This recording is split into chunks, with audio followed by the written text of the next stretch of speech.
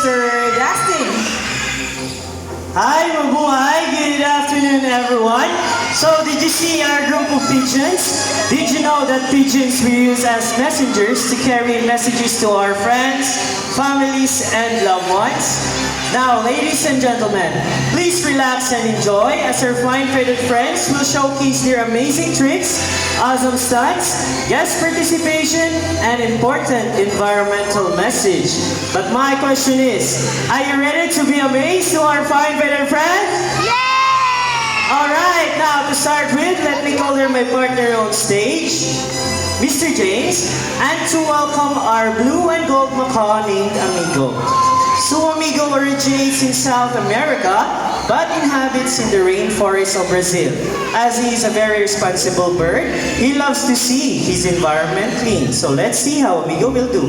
First, he picks up the crumpled paper, walks all the way, open the bin, and drop it inside. Nice job, buddy. Second one, he picks up the can, walks all the way, open the bin, and drop it inside. And for the last one, buddy, he picks up the plastic cups, walks all the way, open the bin, and drop it inside.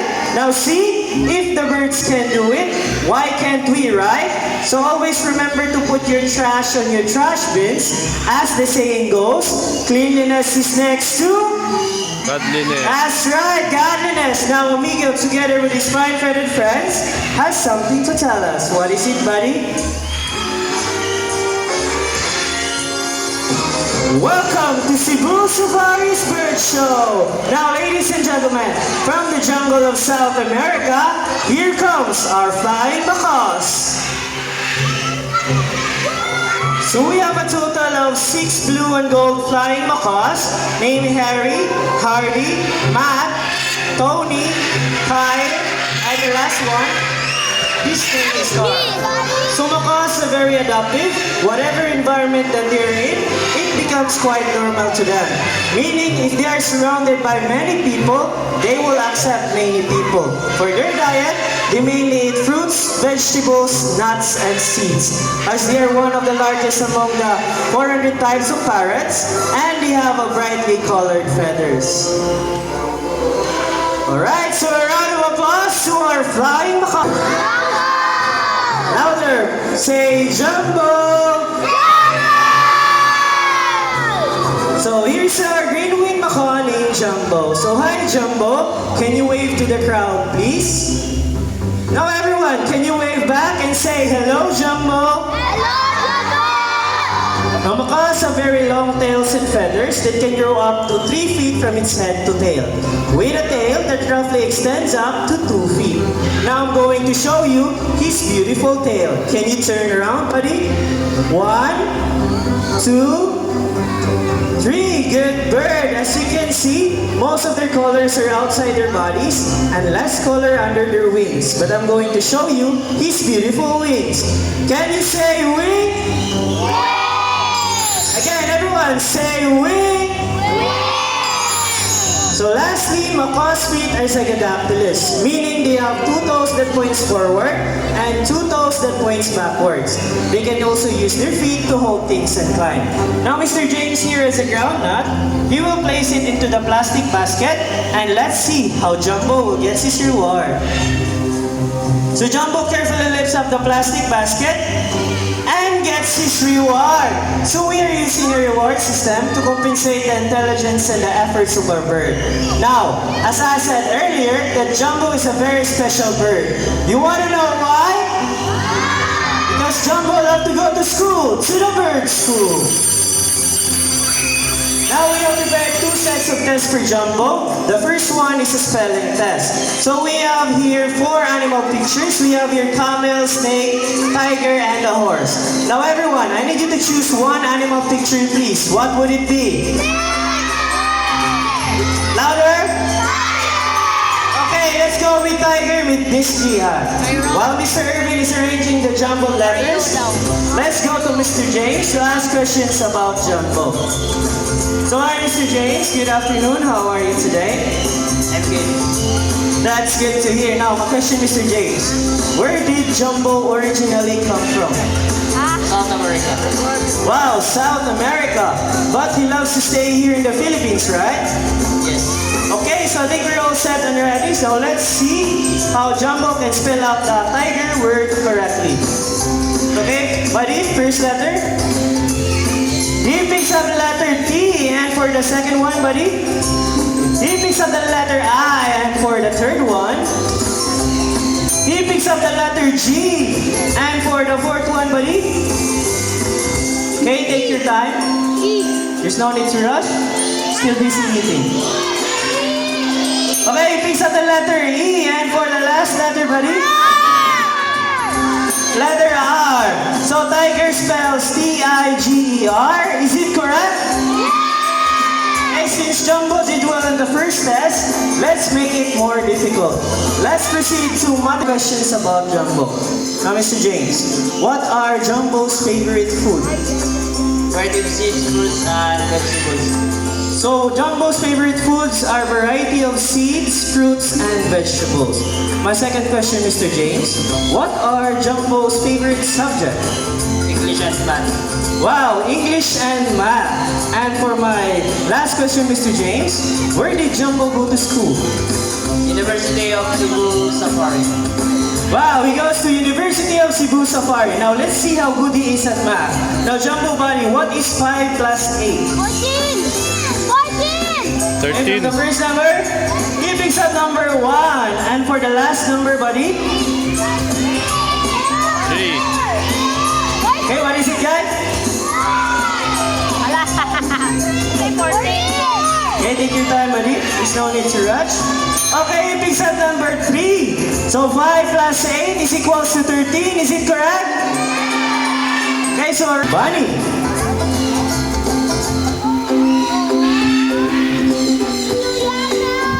Okay, so Bunny is a medium-sized bird with golden plumage from its head down to its underparts and have green wings.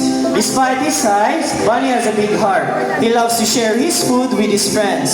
So after he finishes food, he will go back inside and call his friends. So kindly sit down, Kuya.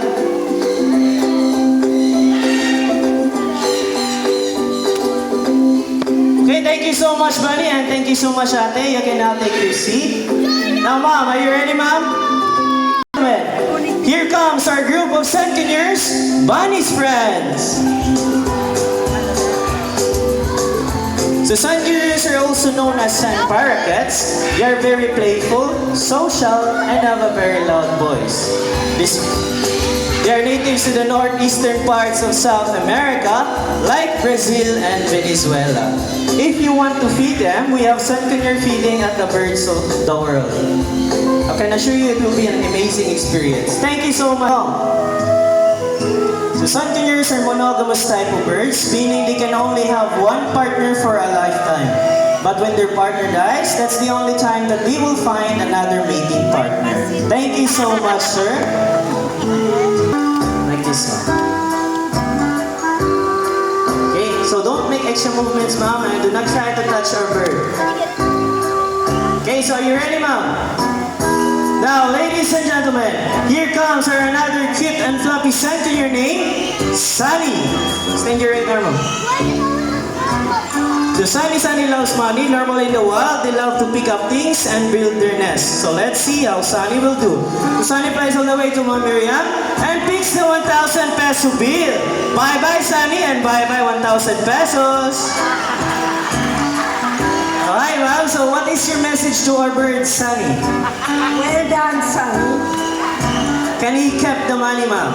Yes, he can. Wow, you're very generous, Mom. Serious question. Did you enjoy our show? I did. The good bird, he loves seeds more than money. So Sunny, can you come out here please and return the money of Ma'am Miriam? Okay, Sunny flies back to Miss Miriam and puts the 1,000 peso bill back. So thank you so much, Sunny, and thank you so much. Get the first one?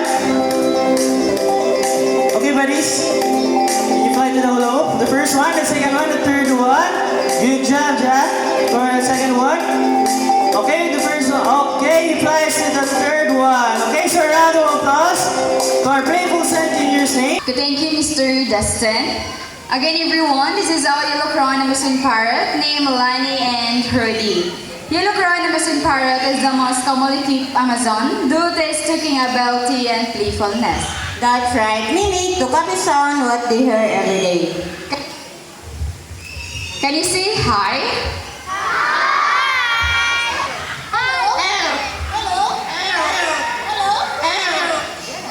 They can mimic a difference of animals. First is a rooster. Okay, but a rooster.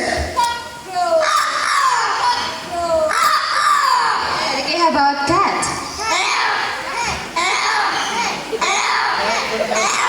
Rudy, can you bot? They can the phone ringing, whistle. Okay, but a telephone.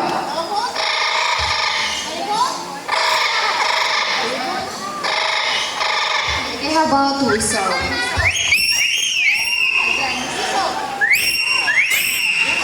And also, Lani and Rudy love. For this thing, they need to have a warm up first. Okay, but let's do the warm up.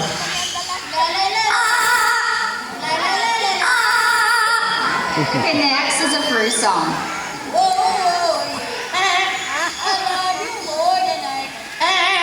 Okay, again.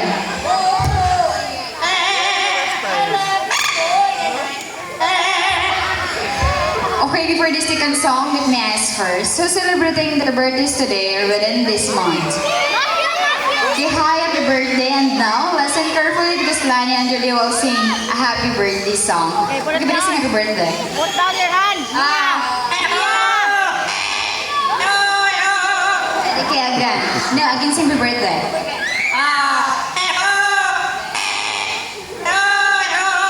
Okay, last one. No, last one, sing happy birthday.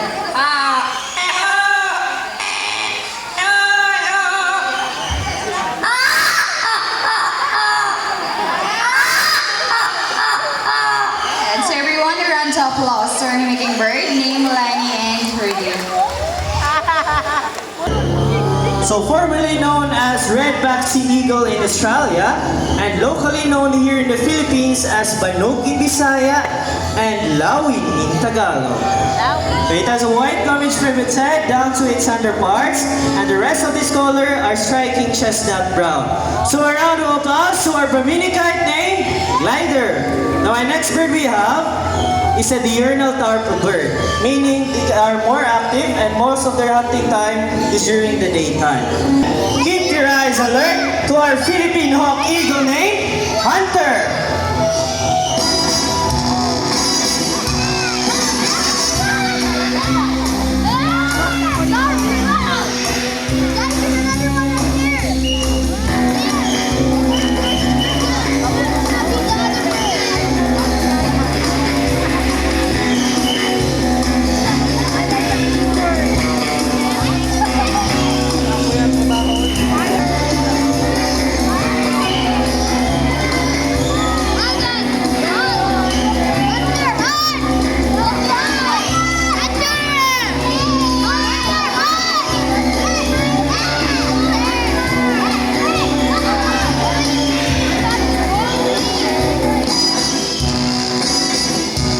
Nice catch, Hunter. Now we have here again Mr. James. He has the real food or the real prey because Hunter will not let go of the lure without an exchange. And as you can see, Mr. James here is wearing a thick glove that protects himself from the sharp talons of our bird.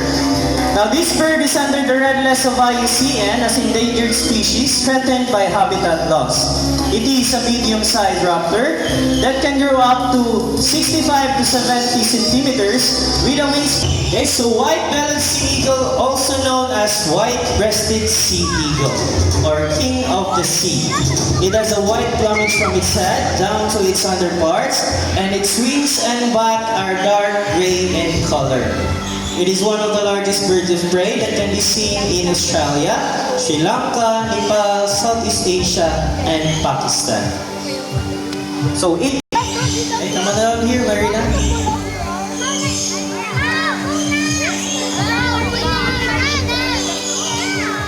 No, you just go eat the food.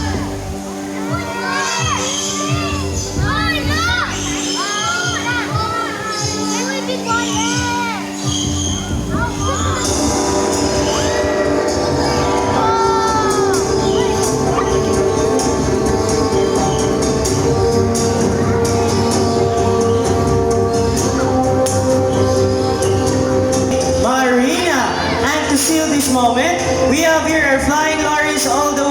Australia. Prosperity and Harmony, our group of pigeons. And our Scarlet Ibis all the way from South America. Come on out here, girls.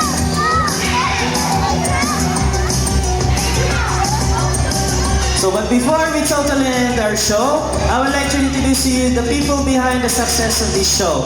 My partner here on stage, Mr. James, together with Marina, our assistant for trainers at the back, Miss Davey, Miss Rachel, Miss Gia, and Miss Donna, Mr. James, Mr. Irvin, Mr. Romnek, Mr. Charles, and our sunman above, Mr. Ricky, and yours truly, my name is Dustin.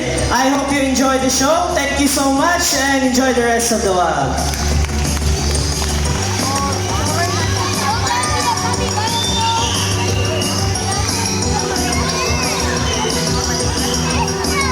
So for those who haven't been to White Lion Safari, Camel Area, Birds of the World, and African Savannah,